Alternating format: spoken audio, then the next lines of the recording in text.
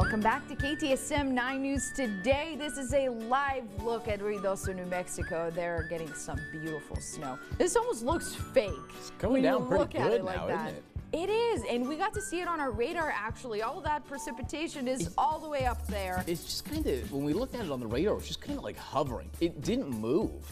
That whole system's just sitting there. It's just there. Yeah, it seems so, but yeah, they're definitely getting some snow. Again, if your plan is to go up there for the weekend, it's probably going to be really, really nice up there. Much nicer than what we're seeing today, that's for sure.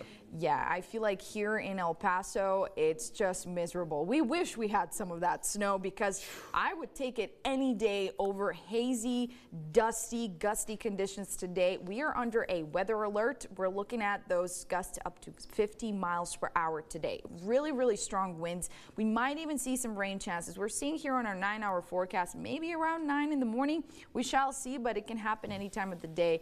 Just a little shower here and there, which, oh gosh, I hope it doesn't get my car with the mud and the winds. It's just, I'm sorry, not looking great. It will.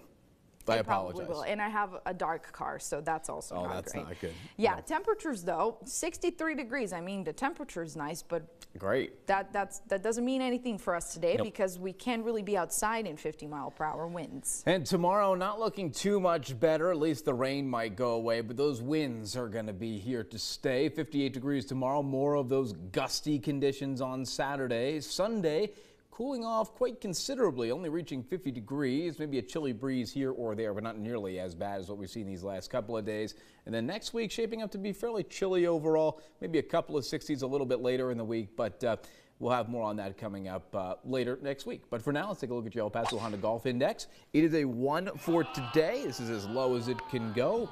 Those gusts are just not going to make for a nice day at all to get out there. Practice, play, doesn't matter.